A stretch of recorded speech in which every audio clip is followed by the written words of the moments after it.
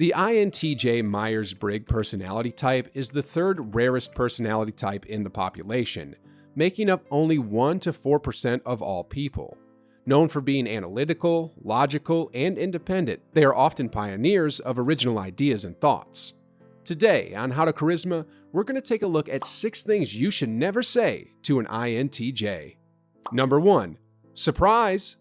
INTJs hate surprises. Whether it's a surprise birthday party or an unexpected visit to their home, a surprise can make an INTJ feel cornered and uncomfortable. Because of their thinking side, which drives much of their personality, INTJs like having everything planned out in advance. If you ever go on vacation with an INTJ, for instance, they'll likely have an entire day-to-day itinerary, maybe even down to meal times and restaurant locations, planned out and ready to show you. They're generally not the type to just wing things, and because of this, they expect the same level of planning in return from those around them. Another reason INTJs hate surprises is because they have introversion as their first trait. This means that surprise social engagements can make them feel anxious and overwhelmed. Considering that a small dinner or a party with a close group of friends can burn out an INTJ, a surprise social setting can cause anything from extreme social burnout to even emotional distress. So, next time you think about throwing your INTJ friend a surprise birthday party, maybe look at your other options. Number 2. A little lie never hurt anyone. If there's anything INTJs hate, it's lying and deception. And this is not only because they believe in truth and logic, but also because they're really good at detecting lies. In fact, it's quite hard to lie to an INTJ because of how analytical they are and how good they are at processing information. INTJs will quickly sniff out the truth, whether that's through detecting inconsistencies in someone's behavior, contradictions in what they're saying, or a combination of both. And because it's easier for them to identify a liar than it is for other personality types, it often bothers them even more, as they consider it an insult to their intelligence. Furthermore, it's rare that you'll catch an INTJ lying, which is another one of the reasons they despise lying so much. If they can be accused of anything, it's of being brutally honest. This is because INTJs appreciate truth and objective logic. Because of how much they value logic, an INTJ would actually rather tell someone a harsh truth than a lie. For instance, an INTJ might hear that one of their friends stole something from someone at work, while their other friends might laugh along with the friend that stole and joke about how they got away with it. An INTJ would likely be more brutally honest and tell the friend that they're wrong for doing that and that that was a low thing to do. Number 3. Rules are there for a reason. As we mentioned before, INTJs are often pioneers of original thoughts and ideas and are known for breaking the status quo. Famous INTJs include Stephen Hawking, Ruth Bader Ginsburg, Bill Gates, Susan B. Anthony, and Sir Isaac Newton, all of whom are or were trailblazers in their respective industries.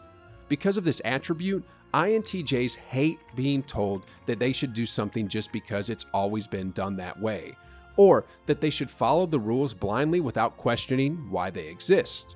This is due at least in part to the fact that INTJs have a rich imagination, which enables them to think outside the box and see which rules make sense, and on the flip side, which don't. However, an INTJ isn't a rebel just for the sake of being a rebel. If a rule or a way of doing things makes sense to the INTJ, they won't question it or rise up against it. But if their logic and imagination makes them doubt a rule, they won't hesitate to speak up about it. For instance, Susan B. Anthony, who we mentioned earlier, was an INTJ and spoke up about women's rights issues in the 1800s because she didn't agree with the way things were at the time. Because this defied her logic and her imagination saw an alternative to the way that things were. She rebelled against the status quo and fought to give women the right to vote. Number 4. You don't know what you're talking about. INTJs not only think and analyze a lot, but they often overanalyze. While other personality types might come to a decision based on intuition, an INTJ often makes decisions based on careful analysis of the facts. They often gather information from around them, analyze it carefully, and then, and only then, reach a conclusion. Furthermore, INTJs rarely speak before thinking through what they're going to say. They'll hardly ever blurt something out or present their perspective on things without careful analysis of the facts. Because of this, if you accuse an INTJ of not knowing what they're talking about or being wrong about a particular issue, they're likely to take offense to this, because they have thought about what they express thoroughly, and, at least in their minds, they do know what they're talking about. Elon Musk, another famous INTJ, describes the careful thought process of an INTJ when he said, "I think it's very important to have a feedback loop, where you're constantly thinking about what you've done and how you could be doing it better. I think that's the single best piece of advice. Constantly think about how you could be doing things better and questioning yourself." Elon Musk demonstrates how much processing the INTJ brain undertakes when analyzing information, and further underlines how offensive it can be for an INTJ to be accused of not knowing what they're talking about. Number 5. Lighten up. You're so serious. As you've learned, INTJs are among the most serious of the Myers-Briggs personality types. This is for several reasons, including that they're focused on solving complex problems, they spend a lot of time thinking about the world around them, and they value logic and reasoning. And so when someone tells an INTJ to lighten up or to not be so serious, it's likely to strike a chord with an INTJ. While this might be hard for a more goofy or playful personality type to understand, it becomes easier to understand when you look through the perspective of the INTJ. An INTJ spends much of their time focused on complex problem solving, which requires deep concentration. Because of this level of concentration, this can often make an INTJ appear quite intense or serious. However, a caveat is that INTJs can appear less serious overall the more you get to know them. While outwardly, and especially with those they don't know, they're quite serious, inside they are more playful than meets the eye, and they show this side with those they're close to. Number 6. Beautiful weather, isn't it?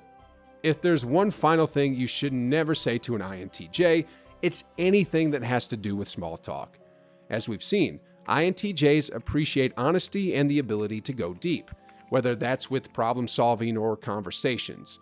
They don't always care about the status quo, are at times brutally honest, and despise social niceties. Because of this, if you try to become friends with an INTJ by talking about surface-level things, whether that's the weather, celebrity gossip, or simply a piece of trivial information, they're likely to tune out. Instead, the best way to reach an INTJ is through deep conversations that engage them intellectually and even challenge them. It's not just their desire for complex thinking that makes INTJs despise small talk. Their introverted nature is another factor. Because they have limited social batteries, INTJs are only able to sustain small amounts of social interactions at a time. And so, when they are around others, they would rather conserve their social energy for meaningful conversations. It takes time alone for an INTJ to recharge after a social outing. So, to them, the conversations they're having with others needs to be worth the investment in time they spend recharging. Many introverts also feel that small talk creates a barrier of sorts between people, prohibiting them from truly getting to know each other. This can be especially difficult for an introvert to handle, as they feel it disallows the possibility of true social connection and emotional intimacy. Let us know in the comments if we missed anything. While you're there, let us know what topics you'd like covered next. As always, thanks for watching How to Charisma. Don't forget to like and subscribe.